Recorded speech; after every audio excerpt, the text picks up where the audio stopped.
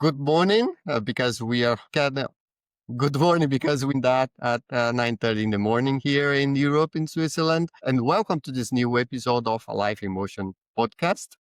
Today, we are going to talk about leadership. That's the first season of the podcast, Awakening. That's the second part of it, career development, where we focus on tools, platforms, questions, and skills traits that can help you moving forward with your career.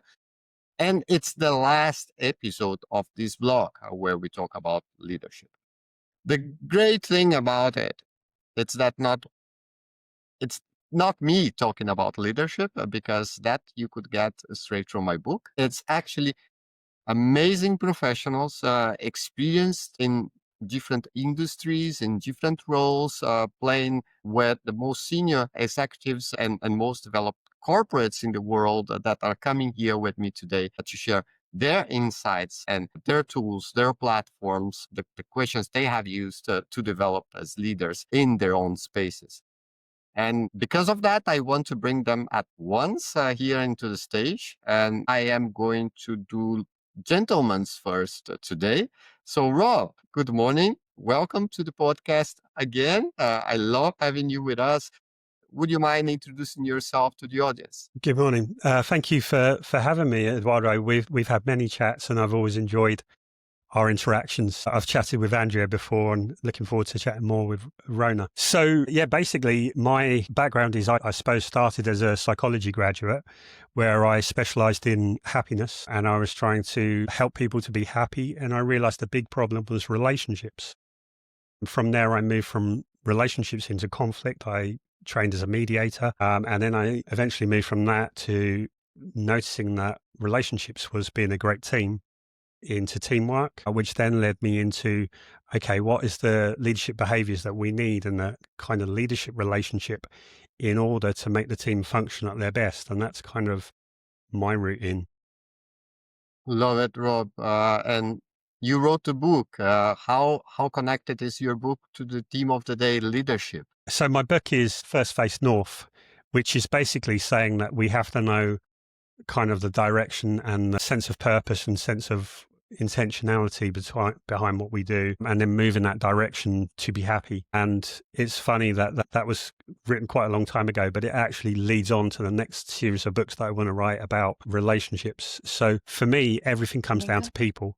That I think a lot of leadership is done with, here's the group, how do we now herd them all where we want them to be? And I think it all starts with the individual, and it's individual is the basic building block of the team. So the individual wants to be happy, and the team needs to align around that happiness for me. Thank you so much. And today I feel we are going to deep dive into the importance of relationships in the context of leadership. So very spot on. Thank you.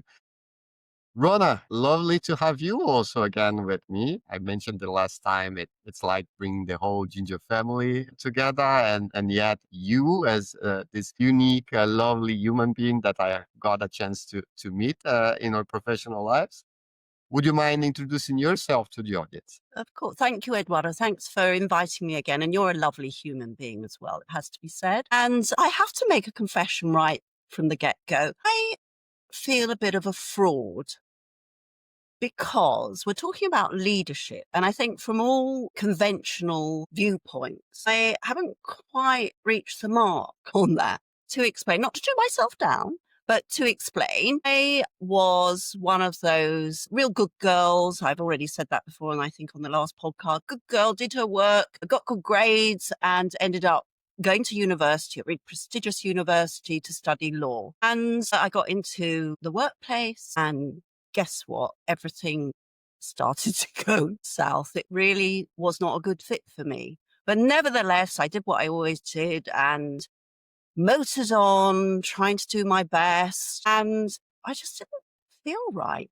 And although, of course, everyone thought I was doing fantastically and was impressive, thought one day maybe I'll be a partner in this great law firm that I was in, which was media, and it was all looking glamorous as well as Laurie. It wasn't doing it for me. And it's a long story. Maybe we'll go into it a bit later, but eventually I had to turn my world upside down, and I had to let go of these assumptions about what success in my head looked like at the time, which was kind of connected to what I thought leadership looked like now, looking back. And I pivoted to becoming a coach, as you know, and a trainer, communications trainer. And that was a real journey into authentic, what I now know is indeed leadership. And that is really my starting point, is to really access who you are at your core, and to accept that about yourself, and then to express that most genuinely and authentically. And, you know, my book is behind me, Living Out Loud. And that really is what living out loud is all about. I love that, Rona. And I was about to mention the book as well. I'm thinking here where this is going to come into the session today, because one of the things that I wrote about in my own book is about the differences between management, and I would even add to that executive management and leadership. They are just not the same things. And for a very, very long time, people have got used to the idea that the leadership had to do with formal authority, with having a position, with being in power, and so on and so forth. So I'm really excited to explore and discuss this more with you and with the others here today. And thank you so very much for being here with us. Last but not least, Andreea, it's also such a huge pleasure to have you on a second round together with us. When I thought about leadership, yes, this was a very popular session. And I was wondering who would be the right people to talk about it. And somebody that works with transformation and human-centric change management or change leadership is definitely a great fit for us here today.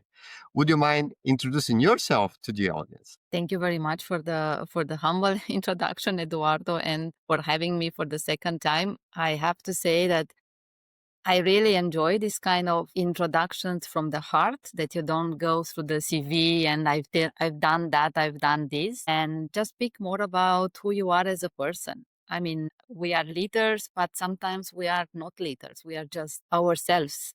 And I think can be very, very overwhelming to be a leader or to act as a leader in every single moment of our life. I was smiling when Rona was talking because it relates very much to my, let's say, personal growth story. I have to start by saying that probably I'm the only one today here that doesn't publish a book yet. So probably I should put that on my list of to do things for the next weeks or the next months.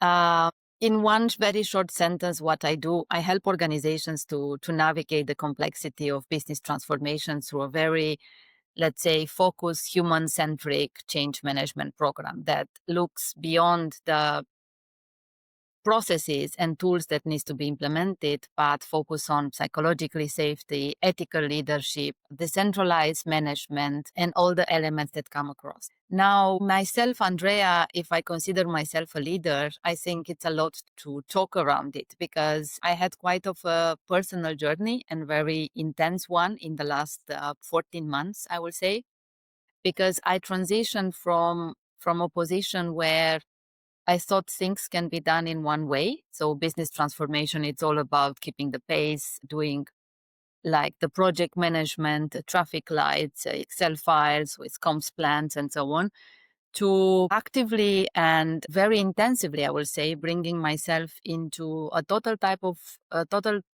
different type of leadership. And this is how I kind of reach where I am today to speak about human-centric change management and human-centric organizations. And where I'm coming from, I saw different, let's say, situations in organization that I was working where transformation was happening, but was happening more on the paper, so to say. And once you are extracting some element in that structure, or you erase on the paper some of the words, transformation gets a different meaning, and it gets a different success, so to say. So then what I've done, I really embarked myself on a journey of personal development and read a lot, get like studying and get different qualifications in terms of coaching and different type of leadership, and exploring what leadership could mean. Because I think it's a very abstract concept at the end of the day, and it means different things for different people. And that's very okay. I'm very passionate to work with leaders and help them to navigate the uncertainty of a change program that comes into the organization. I embark myself in organizing workshops and designing tools that hopefully make transformation on a long term more people focused. Nevertheless, today I'm very excited to be here and to explore together with you the part on self-leadership at what, let's say, ground us before we get to that role where we can guide others. I love what you just said now, Andrea. Well, all of it, but especially when you talk about self leadership. Let's see how this discussion is going to go. Because when I wrote about leadership, the very first thing that I wrote in that chapter was that I was tempted to write about self leadership. But then I didn't want to do it. And the reason for that is because I do see them as two different things. None better than the other, but yet very different things. And I tried to make this distinction across a few other dimensions. I mentioned one already at the beginning. So what's management and what's leadership? I love managers. They have a very special place in my heart, and they are so needed in organizations. But they are managers, they are not leaders. This is also a different thing. And the third distinction that I made was about leadership and leadership skills. Because the way I see it, you can develop leadership skills that help you in your career. And yesterday we were talking about one, public speaking. Rona, we help a lot of people on that particular domain, right? But because you're a great public speaker, you're not a leader. And I'm not saying a good or a bad leader. It has, in my mind, nothing to do. And then I would like to continue the conversation with you, Andrea. What is then leadership for you? What is your definition of it? And where does self-leadership comes in? I'm very curious to hear. It's funny because when I was thinking you talking, I was thinking like, I wanted to ask you back for you, Eduardo, what is leadership? Because I believe each of us will going to answer differently to that question. But I'll gladly take the question. For me, being a leader in today's ecosystem, and probably if you have asked me 6, 9, 10 months ago, I would have answered differently. Leadership, first of all, it's a journey. And it starts within yourself to understand yourself better, to be able to guide others effectively, understand and manage, how to say, our own values, our own emotions, our own choices and life principles. And leading oneself, I believe that builds a foundation to authenticity, to resilience, to vulnerability that inspire trust and inspire a sense of clarity in the others around us. And for me, leadership comes in a strong self-awareness and intentionality. I don't know if this is the right word in English. Like, how do you get to the point where you are able to become disconnected of what is happening around you, to have that sense of reflection and self-awareness of understanding what is happening inside, and then reconnect again to the outside environment and being able to guide others. For me, leadership, it's about, as I mentioned, authenticity. It's about being relatable. It's about being vulnerable. It's about being kind and candid. It's about being empathic. I strongly appreciate, and I'm very passionate about the empathic side of leadership, because trying to understand others and trying to put yourself in their shoes, again, it creates a different situation where you choose to react differently. You choose to think about the situation itself in a different perspective, and then you understand what is going on.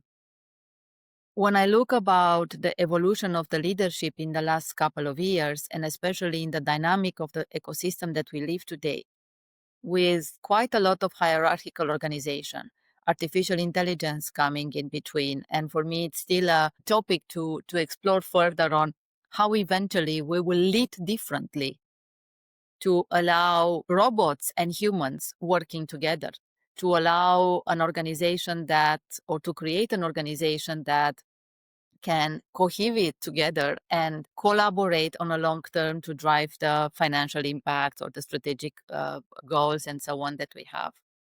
How leadership will gonna evolve in the future, considering the rapid change and systemic change that is happening all over or across the world.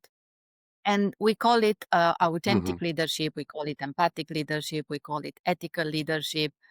But by the end of the day, I think it's just a systemic way of looking at how leadership will evolve, because it's not only one way that fits everything. It's a bit of all these pieces together. And I like very much when you said about leadership and managers, because in my experience, what you see in most of the organizations is that you have someone in a very operational role that is performing very well. So it's like, I don't know, sales manager. It's delivering the sales budget. It's having a lot of contact with the customer. It's overperforming and so on.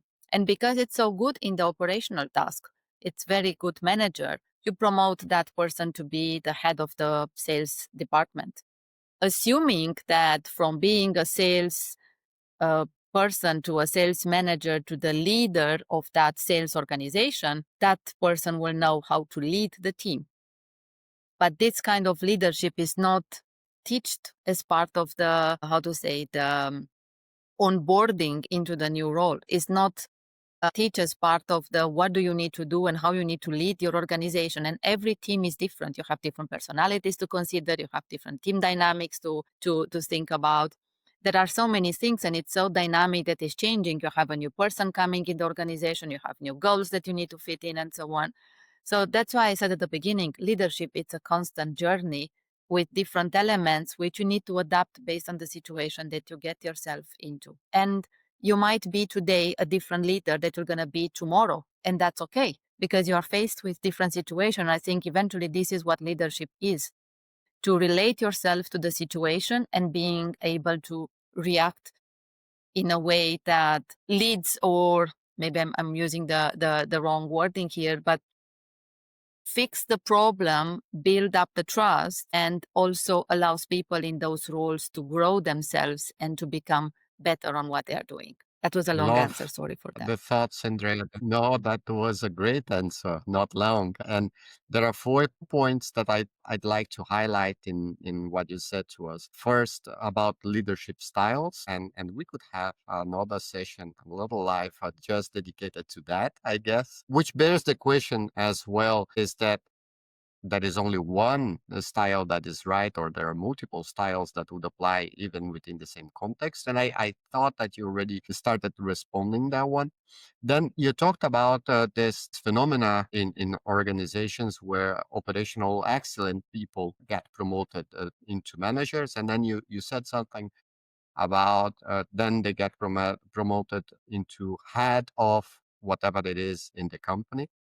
And some executives may get very disappointed with me right now. I don't think that being named head, vice president, CEO, CIO turns you into a leader. You're still just a manager on a different level with a higher complexity, but it's still the same thing. It's only going to change into leadership when, and that's where it connects to something else you said. When you decide that you want to invest into leadership and you understand the difference, and how leaders evolve and change, which is also very difficult now, thinking about great leaders that I have had to sometimes understand and accept, even because you are used to eventually a certain style or expecting a certain response. And it's a dynamic world. Things change, so people change, and all of a sudden the same leader has a completely different behavior, and how you reconciliate that as a team. That could be another great life. The last point was, what is my definition of leadership? And I will come back to that, but not now, because I want to hear first from Rob on what is his definition of leadership. And Rob, Rona as well, be always welcome when you're coming in to complement and build onto the thoughts of the colleagues. Okay. No, there was so much there from Andrea. I've got a page full of notes written down already. I'm going to try and make some sense of it. So leadership for me was not naturally, that was leadership was something I looked at when I'd already developed an idea of individual relationship, and that's my route in. And so I remember two people really influenced me. And I remember having a conversation with Matthew Ward. And he was talking about leadership, and he said, well, management and leadership are completely different. And in order to be a leader, you have to take someone there. He said Winston Churchill was a leader, but most managers who call themselves leaders are managers. And also talking to my friend Tony Walmsley, and he's done a lot of work and talks about building capacity. And in order to be a leader is to build capacity to grow people so that they're able to do something. So he used the example that if you have in an A&R, like ER room, emergency room, you have a lot of highly trained technicians. They don't need leadership because they all know their different parts. But when they're doing something different is when you need a leader. So I've looked at that, and I've also brought together my own sense of leadership. And so I think in order to be a leader, I think there are 7 identities. So this is my understanding from an individual. Well, I think in terms of, I think there's 2 parallel journeys. The journey of the leader developing through the leadership, because I think what we develop through is we develop through struggle. We develop through something that we're not capable of, but we grow through the challenge of the situation. So this is the point where Andreea was talking about we grow adaptive capacity, because we have this struggle. In my book, I wrote this example of, there's an old story around that there's this butterfly that's struggling in the cocoon, and it's really struggling. This man's watching it, and he cuts it to help it. And it never develops into a butterfly, and it becomes weak because it's the struggle that grows the muscle, that grows the wings, that enable it to emerge. And I think the struggle of leadership is we're put in a situation we're not prepared for. And I think the leadership styles and people talking about, I'm this style, I'm this style, you're trying to put a template onto a human dynamic that's completely unique. And I think the point of leadership is to move us when into a new situation, is to bring clarity where there's confusion. So I think in terms of the self-leadership journey, I think that we start with a conviction that in order to connect, we have to have something, somewhere that we stand, something that we believe in, some sense of values, some sense of moral compass. And so we start with that.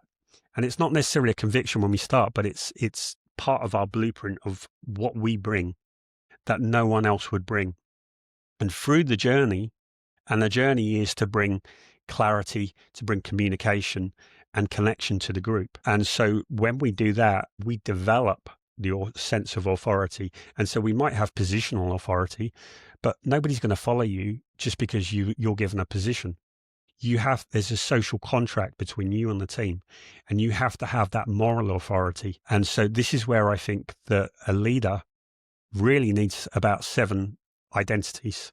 So first of all, they need to be a mediator, because everything begins in a group when you have communication. When you have communication flowing, that's when information flows. Once you then have that communication flowing, the next level is coach, is you need to individually see the potential of what someone can become and help them to become more than they were. The next level is this is where you step into the authority, because now you understand a little what people want, what's driving people.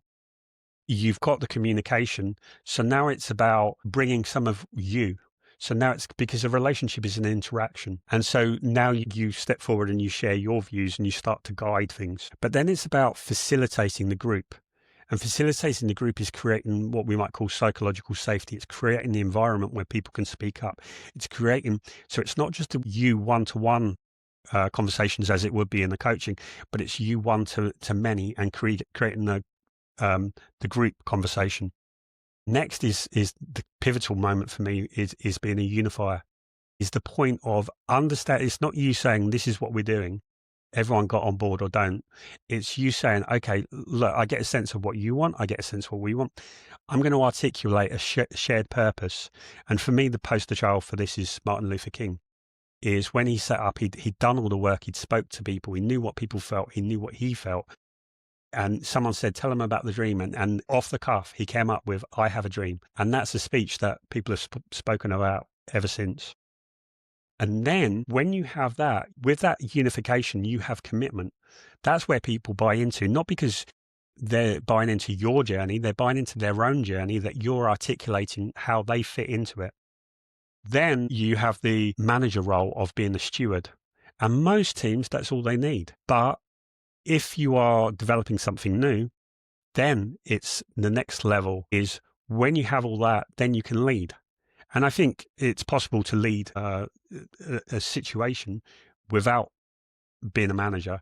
I think they can be different situations, but I think it's really about growing through those. And I really liked what Andreea said about AI, because I think AI is the perfect example. And I know we've had conversations, Eduardo, and I didn't get AI and I didn't get it. And I think you kind of said it. And someone else said, you have to treat it as a teammate. And I was like, and now it's like, it's the exact same as if you're delegating. It's the exact same as if you're brainstorming with someone and you're collaborating. So really, to sum up my idea, I think the great tragedy of leadership is this whole idea of the alpha myth, the whole evidence that alpha males came from wolves, which was flawed evidence, which isn't true. It was a mistaken that the author tried to retract. But I think that perception of leadership is where most people go wrong. And I think really you have to, I think there's a correlation between what you've talked about, public speaking, relationships and leadership. And all of them require you showing up, because in order to connect, we can't lose ourselves to the relationship. We have to stand where we are. And that's where the conviction part comes in. And then people know what to connect with us. They can trust around that. So, yeah, I think they're two parallel journeys, really. If I can step in and build I on would what you even say. extend Sorry, Eduardo, I think we have a just delay 1 with second, Andreea. Yes, please.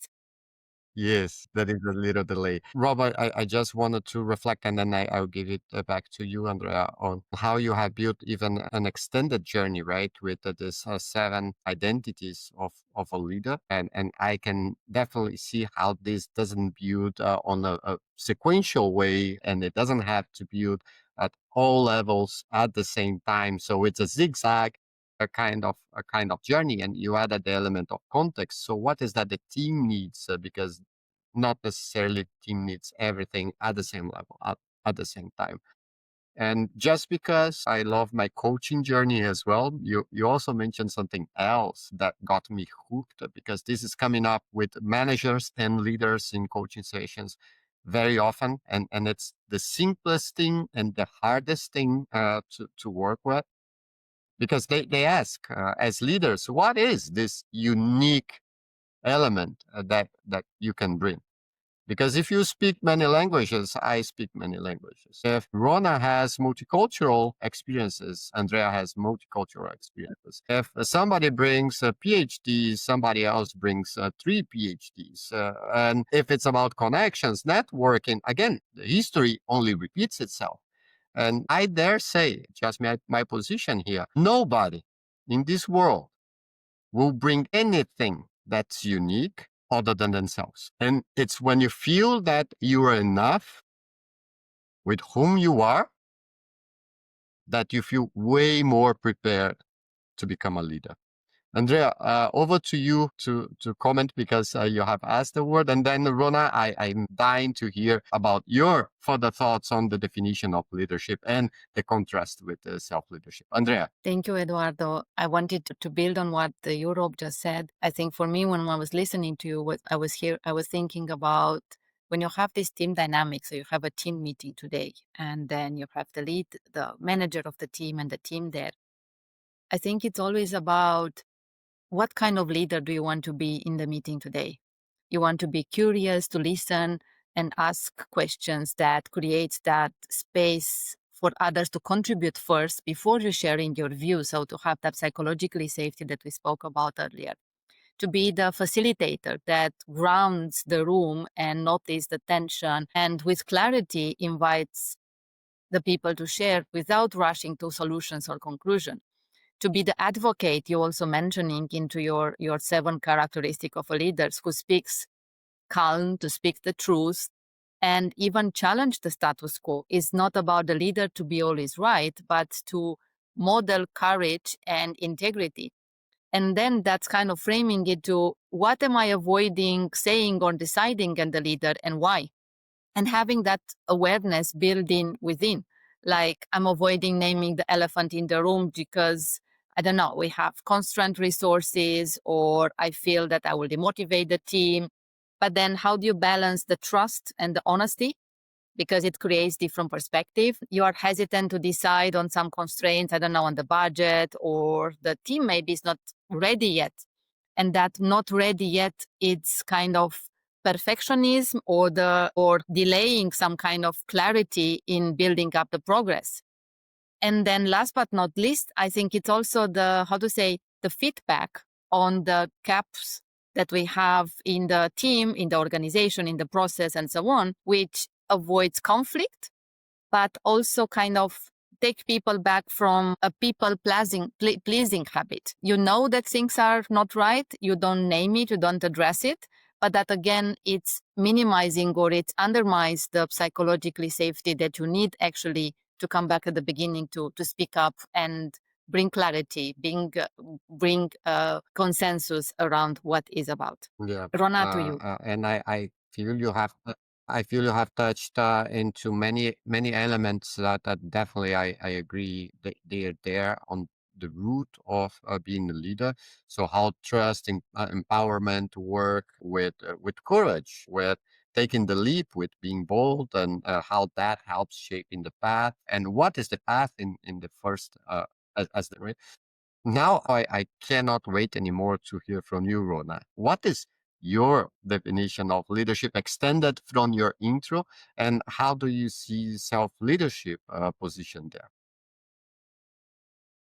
Well, I thought it might be useful here to unzip a bit and share with you all and anybody who might be listening about what is going on for me in this moment. Because my understanding of leadership is that we are all leaders, and there isn't this, clear definition of what a leader is, but we kind of know it when we feel it. So I said I would unzip. And so what's going on for me is, Eduardo, when you ask me what is leadership, my brain goes, I have a lot of different colliding thoughts going on in my head. And then I listen to Andreea, and you're so erudite and passionate, and you know so much, you have so much experience. And then I listen to Rob, and same thing, that there's so much that you know. And it takes me right back to how I used to feel when I was trying very hard to know all the things, because I don't know all the things about leadership. And I know some of the things, but one thing I do know is that hanging out in my head as a leader is not the best place for me. And I want to, picking up on, we've lost Andreea. That's not good. Picking up on the little story that I was going to tell you. So I'll pick up my story when I become a coach, but I was still behaving like a lawyer. I became a trainer, but I was still behaving like a lawyer, wanting very much to deliver value and look like an expert, look like I really had everything down. And I embarked on a leadership program, a 10-month leadership program, which was full of challenges. And the first thing I learned there was we all have the capacity to lead.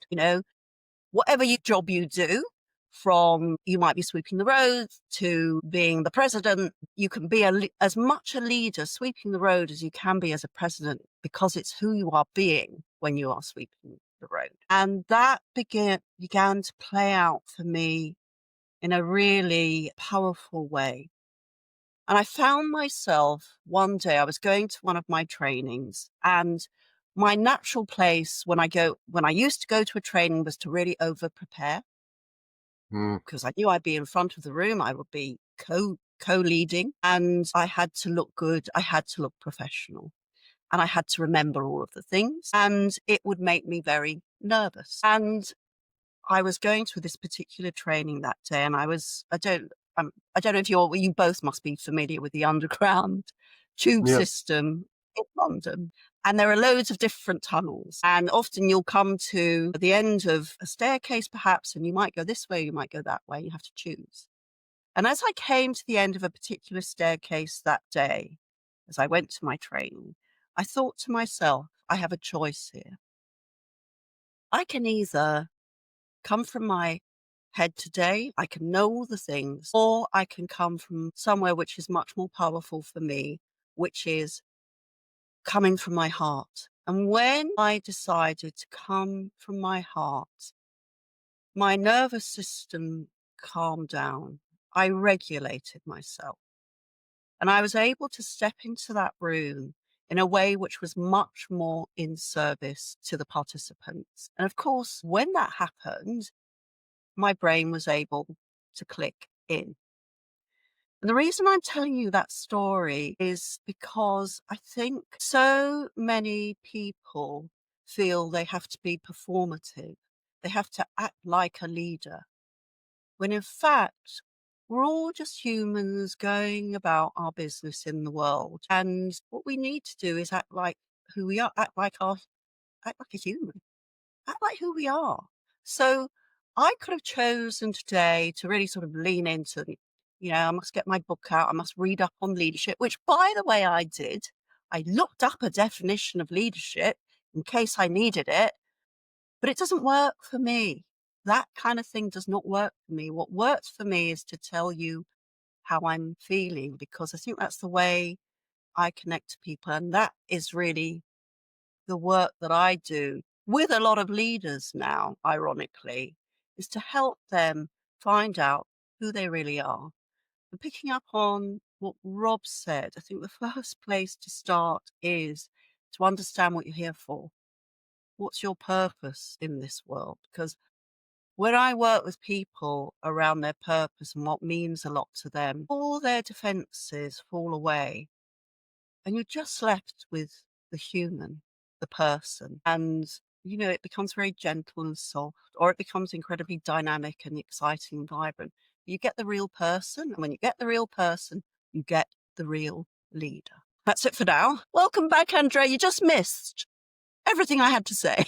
I'm sorry for that. Was not intentional, but I will definitely come back to you because I would love to hear more. The start was very promising. I'm really sorry for that. It was just like out of the air. Such a shame. Internet. The good news is that we already have our first audience in the podcast when it's published in YouTube. Andreea is going to watch us. Thank you, Andreea. Yes. First, I wanted to comment on Michael's. He's in the audience, and he was making that same connection that you did, Rona. So it seems it's really resonating with the audience, and it resonates with me absolutely. There are far too many great things that you said. Let me highlight one more for exploring further that you mentioned, how you wanted to deliver value from the beginning, right? And I am pretty sure that from the little that I know you and this last year or so that we have been together, that this is part of your mindset ever since you have been a lawyer, wanting to do things at a very professional level. So the intention is good. And yet this is one thing that in the context of being a manager, I understood good intentions are just not enough. That we want to deliver value, that we want to be professional. Other things that are maybe even less important, and sometimes we prioritize, like wanting to look professional or look like a leader. These things are still very, very far away from becoming a leader. But then you explained to us how the moment you allowed yourself in, your full self in, and living a human experience back to you being enough for who you are, then it changed it completely. Not only for you, but also for your clients, for the people you're leading and influencing around you. And that was so inspiring. So thank you so much for sharing that. the second point is more of a question that I have for you, and maybe to the others as well. You said when you started that we are all leaders. And I wanted to hear from you if you meant to say we are already right now all leaders, or if you're saying that we all have the potential to become leaders. And if it's the second, what is the bridge?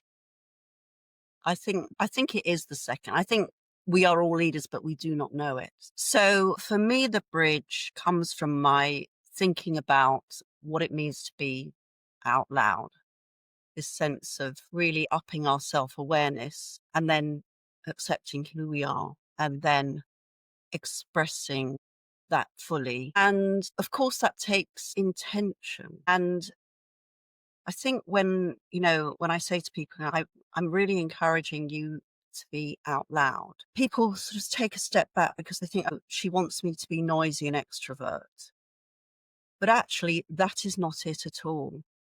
What I encourage people around me to be is themselves. So take, for example, someone who's an introvert. They might think, well, I don't really have leadership capability because what I need to be is bigger and louder and, more in charge. And what I always say to them is be more introvert, be even quieter, be yourself.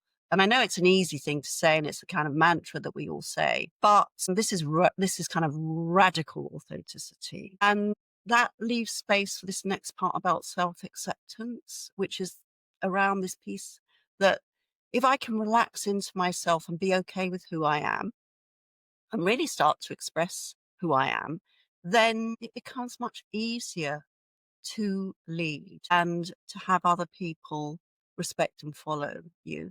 But we often need the people around us to help us do that.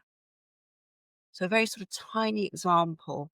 I have an amazing daughter, and I hope she won't mind me talking about her. She's very self-contained. And when she was a little girl, one of her headmistresses, she was leaving school to go to this school to go to the next school. And the headmistress said, smile more in life, smile more. And that really triggered me. And it's kind of, tell that little girl to smile more in the world, to be more acceptable in the world. And for me, that is absolutely not right. And because what I want for my children and all children and all people is to be proud of who they are. And if smiling's not your bag, don't do it. Be yourself. Long answer. Does that make sense, Eduardo? I can't hear you. That is always this once that we have to be on mute in every life. That's the way that we prove to the others that are watching that it's really alive, right? That is not edited or anything like that. It was a lovely answer, Rona. And to the three of you, I want to just say every single one of these episodes and these lives, what happens with me is that I feel that I'm growing through you. So you bring and you enhance my own ideas, and because they connect in different ways. I feel back to Andrea's question at the beginning, what is my definition of leadership? I feel it's already slightly different from whatever it was at the beginning of this life. And for that, I am forever grateful. And I won't hide from the answer, Andreea. I'm not going to say that. And now let's close the meeting because it was all crude and great. I will tell you what it is right now, my definition of it. And it's more than just a definition. I'm coming to understand that it's an experience. It's not a feeling. It's not an emotion. It's an experience. And that tells me a few things. First, that I agree with all of you as how self-leadership is on the basis of that. If you're not aware of yourself, at least enough to be there for the others, that is very little chance that you're ever going to be playing a real leadership role. But then what's next? Because I know people, incredible people, they are leaders exactly in the sense that you have to find them, Rona, but they are not leading others. And that's what brings me up. The component that's missing is what is the impact that you have, not only in your own personal life, but in the lives of people around you. And that is something that I wrote as well at the very end of the chapter on leadership in my book. And I think that's where it connects to what the things you just said, that there is no such a thing as a perfect leader. And there will be a lot of dynamic movements happening there to some of the points Rob mentioning with the 7 identities. As a leader, maybe I'm more prepared with one of these identities and less prepared with the other. Does it turn me into a leader? That's not a yes or no question. It doesn't make sense to me as a yes or no question. So what is the real question? The real question is, back to the people that I'm leading, is what they experience when we are working together, when we are doing something together, leadership. And when I think about my own experiences with other people that I admire as leaders, it's so easy for me to say, yeah, that was a leadership experience. That person was my leader, wasn't my manager. And that's a much easier way for me to define what it is. And in that sense, that's where I think in corporate we're doing it wrong sometimes, because we try to define it top down, and that's not how it happens. It's always bottom up. When your team, when your people, they name you as a leader, not because of your formal authority, but because of the experience you're bringing to them, then you have got there. And you have still a lot of work to do. It's unbelievable. We are close to the top of the hour. Oh my God, the time flies so fast with you, and knowing the 3 of you, I was already expecting that. As we were talking about this balance between self-leadership and leadership, and thinking about the audience, they're willing to take the steps now. They want to develop as leaders. They saw that potential, Rona, that you mentioned they have. What is the next step? What is the first step that they can take? What are tips, tricks, platforms, insights, reflective questions that you can offer for them today that helps them moving towards a good direction?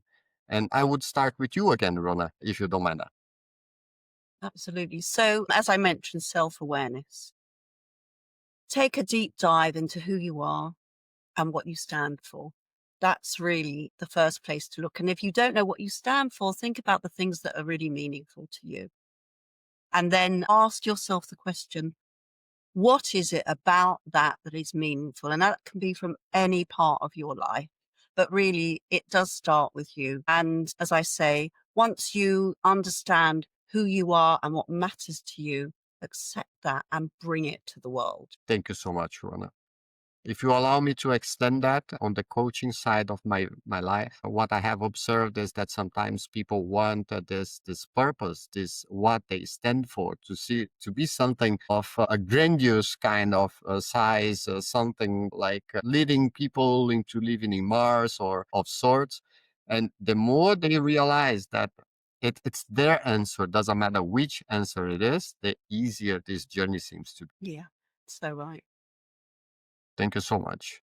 Andreea, what would you like to offer to the audience in terms of reflection, steps, platforms, tips, tricks that helps them step into this leadership journey? As I mentioned at the beginning, I think leadership is a journey, and it's a very personal journey. What you do, Rona or Rob here in the call, do with leaders, it might fit or it might not fit my own journey towards leadership. And what I would like to propose, and this is like a small self-leadership experiment, how I call it to the audience as well, is like a daily micro alignment check on leadership. Like when you look on your agenda for the day, before any significant interaction or meeting, take yourself a moment and ask yourself, what kind of leader do I want to be right now? And having that kind of cultivation of presence and internationality allows you to strengthen the ability to lead from a more grounded and authentic place. Because then if you start that question in the morning, what kind of leader do I want to be right now? And then throughout the day, you are aware and you take notes of either your actions or your words and how that align with that intention at the end of the day. I think I like to say this is like small steps to be taken to be better, to enjoy your growth journey, to become a better leader. And to do that throughout the week, at least try it for 1 week, and then reflect at the end of the week. Did I actually be the leader I wanted to be in that meeting or in that discussion or in that specific situation?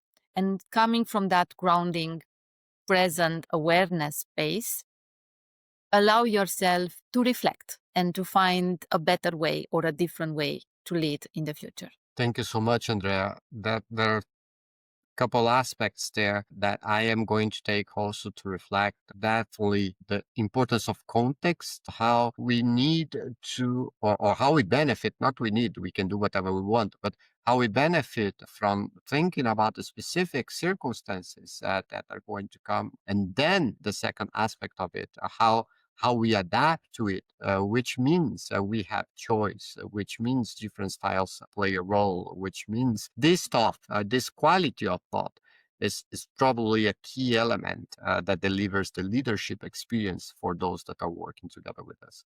Thank you so much for it. I loved it. Rob, what about you? What would you like to offer to the audience today? In my experience, we have to have the right frame in order to play the right game. So in happiness, in relationships, in conflict, what I've realized is most people have the frame that sets them up to fail because they're playing the wrong game. So I was listening to Rona and it was setting off lots of ideas. And I think leadership is often a concept we give too much attention to. And in many ways, it's a flawed understanding, as in, I'm going to be a servant leader, I'm going to be this type of leader, or we're coming with a playbook that may not fit the situation. And so when I was listening, I think it's really engaged service. So for me, there is the choice in every moment to be a unifier or to be a divider. So for me, being a unifier is being of service. Being a divider is about the ego. So I think that, as Rona was saying, it's not about the behavior. It's not about it's not about being performative. It's about being real. And I was really enjoying what Andreea was saying is, what leader do I want to be? And I would say, what person do I want to be? That what it all starts with is, who do you want to be? Because I think leadership is really an enhanced relationship. It's taking relationship skills to a higher level. And it means it's a call to be better. It means, because being a leader means you can't gossip, you can't complain, you can't moan. You have to be the one who starts the fire. You have to be the one who initiates. You have to be the one who goes first. And it means that you have to be the bigger person. So for me, it's about every moment is that choice. Do I choose the ego or do I choose service? So for me, leadership is engaged service. It's the call to be better. I love that. Rob is a big fan, and I'll not say I practice it, but I try very hard to practice servant leadership. I think that's where we connect very, very well. And I agree with you. When I'm thinking about more rudimentary, right? What does it mean to lead? Lead is you take the step before other takes the step so that they can follow you and follow towards what? And I agree with you. It's following towards being of service for so many more people, for this world, rather than for oneself. Otherwise, nobody would be really willing to follow that track. Thank you so very much for your gifts. I loved all of them. I hope that in the audience, they are also taking this and hopefully helping to shape their own journeys in the way that is going to explore and bring all this leadership potential in every single one of us. As I said, I am the first. I have benefited so much, which means that people may be willing or wishing very much to now connect with you and continue the conversation one-on-one, work with you and explore more what you have to offer. So back to Andreea, maybe first. Andreea, if people want to work or connect with you, how should they proceed? You can find me on LinkedIn, Andreea Stanescu Change, or on my website, originalab.ch. There are different options to get in touch with me or book time with me to explore opportunities of collaboration or just exchange thoughts and ideas in a very informal way, how we do it now. So looking forward to hearing back. Thank you so much, Andreea. Rob, how can people connect and work with you? I'm on LinkedIn also putting, trying to put my ideas in YouTube as well. So LinkedIn or YouTube. It's a big channel already with so many videos. Yes. Thank you so much for that, Ron. Rona, how can people connect and work with you? Yeah, of course. I'm also on LinkedIn. Do please message me with any thoughts, just like Andrea. I love to hear from people. And I have a website, Out Loud Coaching. And of course, you can buy my book, and that is available on Amazon. Thank you so much, Rona. From the bottom of my heart, thank you for this session today. You helped me elevate my own thoughts on leadership. That it's a Friday here during this recording, so I'm wrapping up the week with that positive energy and wishing you a great time. And if it's also coming to a weekend, to have a very good weekend. Bye-bye and see you next time. Hey, everyone.